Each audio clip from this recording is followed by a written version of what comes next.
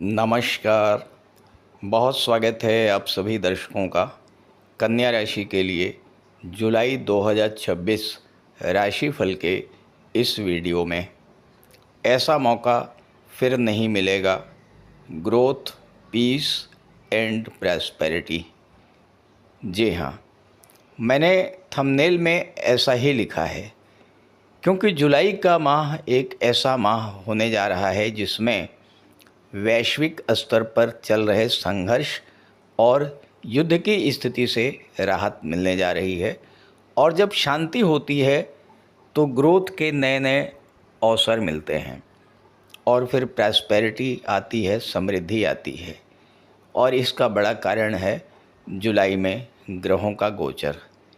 ग्रहों के सेनापति मंगल, जो युद्ध के कारक माने जाते हैं, जुलाई माह में शुक्र की राशि वृषभ राशि में गोचर करेंगे, शांत रहेंगे। और आपने देखा भी होगा कि 21 जून को जैसे ही मंगल वृषभ में आए हैं, उसी के बाद से वैश्विक स्तर पर शांति का माहौल बनने लगा है। दूसरी महत्वपूर्ण बात, देवगुरु बृहस्पति अपनी उच्च की राशि कर्क राशि में गोचर कर रहे हैं और गुरु शनि का बहुत गहरा संबंध भी बन रहा है जुलाई में। गुरु जैसे शुभ ग्रह का प्रभाव मंगल और शनि पर पड़ने से आपके जीवन की परेशानियां तो दूर होंगी ही, सुख, समृद्धि और संपन्नता में भी वृद्धि होगी। तो कन्या राशि के जातकों के लिए जुलाई 2026 किन खुशियों की सौगात लेकर आ रहा है, इसी पर चर्चा करेंगे इस वीडियो में। ये विश्लेषण आपकी चंद्र राशि के आधार पर किया जा रहा है। तो ये है कन्या राशि के जातकों की कुंडली। आपके लग्न के स्वामी हैं युवराज बुध, और बुध इस समय एकादश भाव में गोचर कर रहे हैं। 7 जुलाई को बुध राशि परिवर्तन करेंगे और 10वें भाव में आ जाएंगे वक्री अवस्था में। सूर्य के साथ बुधादित्य राजयोग बनेगा। सूर्यदेव 16 जुलाई को राशि परिवर्तन करेंगे, लाभ के भाव में जाएंगे और गुरु और सूर्य की युति एकादश भाव में बनेगी। राहु 6ठे भाव में, शनि 7वें भाव में, शुक्र 4 जुलाई को 12वें भाव में केतु के साथ युति बनाएंगे और मंगल अष्टमेश होकर के 9वें भाव में गोचर कर रहे हैं। ये जुलाई का ग्रह गोचर है। अब इसका क्या प्रभाव और क्या फल आपको मिलेगा, पहले आप ये समझिए। सबसे पहले बात करते हैं राहु और शनि की। चूँकि राहु और शनि आपके लिए प्रबल योग कारक ग्रह बनते हैं और राहु और शनि का प्लेसमेंट आपकी कुंडली में बहुत अच्छी स्थिति में है गोचर में। लग्न कुंडली में आपके राहु और शनि कहाँ हैं ये मैं नहीं जानता हूँ, लेकिन गोचर में राहु 6ठे भाव में है और 6ठे भाव में राहु अनबीटेबल होते हैं। राहु को कोई परास्त नहीं कर सकता, राहु को कोई हरा नहीं सकता है। 6वें भाव में राहु, शनि या मंगल, अगर ये तीनों ही प्लेनेट, कोई भी प्लेनेट आकर के बैठ जाए तो ऐसे जातक को ज़िंदगी में कितनी भी बड़ी कठिनाइयाँ, कितने भी बड़े संघर्ष, कितना भी बड़ा चैलेंज हो, हर चैलेंज को वो बीट आउट करते हैं, सफलतापूर्वक बाहर निकलते हैं। अब राहु आपके 6ठे भाव में रहेंगे 5 दिसंबर तक। जुलाई की बात करें तो जुलाई में शुक्र राहु का दृष्टि संबंध बन रहा है। शुक्र 4 जुलाई को आ जाएंगे 12वें भाव में और 12वें भाव में शुक्र अति विशिष्ट कारक होते हैं, केतु के साथ हैं। केतु की विशेषता यह है कि जिस ग्रह के साथ गोचर करते हैं उसके बल को 5 गुना तक बढ़ा देते हैं, तो शुक्र को और भी अधिक बल प्राप्त होगा। अब 2 मित्र ग्रहों की दृष्टि संबंध बन रहा है। शुक्र हैं दैत्य गुरु और राहु हैं दैत्यों के सेनापति। दोनों का जब दृष्टि संबंध बनेगा तो राहु और शुक्र से संबंधित बड़े लाभ आपको मिलने शुरू होंगे। अब शुक्र की बात करें तो शुक्र यहाँ धन भाव के स्वामी होकर के 12वें भाव में बैठे हुए हैं, यानी विदेशों से धन की प्राप्ति। 12वां भाव होता है विदेश का और राहु होते हैं विदेश के कारक। राहु की दृष्टि 12वें भाव पर है। इस समय कन्या राशि के वो जातक जो विदेशों में कार्य कर रहे हैं या विदेश जाना चाहते हैं या विदेशों से जुड़ करके कोई व्यापार व्यवसाय कर रहे हैं, एक्सपोर्ट इंपोर्ट का कार्य कर रहे हैं, ऐसे सभी जातकों के लिए शुक्र और राहु भर भर के पैसा देने वाले हैं। विदेशों से भरपूर धन की लाभ प्राप्ति आपको होने जा रही है जुलाई के महीने में। आप विदेश संबंधी किसी भी कार्य से जुड़े हुए हैं, न्यायपालिका से जुड़े हैं,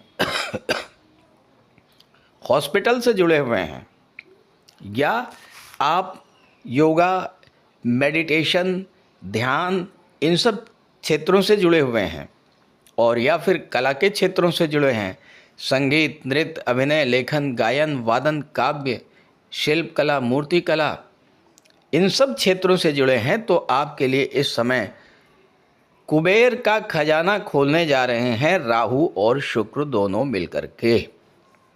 लेकिन क्या ऐसे ही अनायास ही प्राप्त होगा आपको कुबेर का खजाना? ऐसा नहीं है।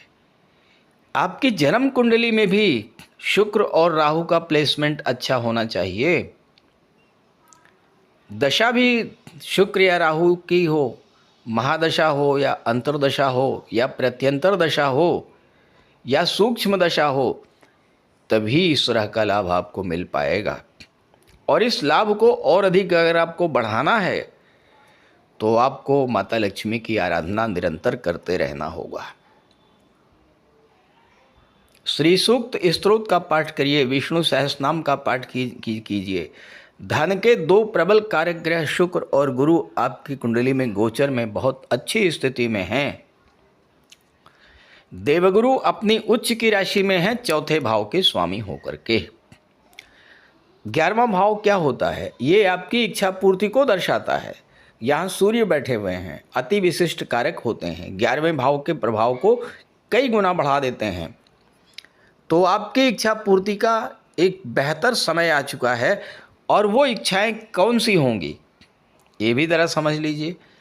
चौथे भाव से संबंधित इच्छाएं, 7वें भाव से संबंधित इच्छाएं, क्योंकि गुरु चौथे और 7वें भाव के स्वामी हैं, तो चौथे और 7वें भाव से संबंधित आपकी इच्छाएं इस समय पूरी हो सकती हैं। चौथा भाव क्या है? भूमि, भवन और प्रॉपर्टी। भूमि, भवन और प्रॉपर्टी से रिलेटेड आपकी जो इच्छा है वो इस समय पूरी हो सकती है। 7वां भाव विवाह का होता है, विवाह से संबंधित आपकी इच्छा इस समय पूरी हो सकती है।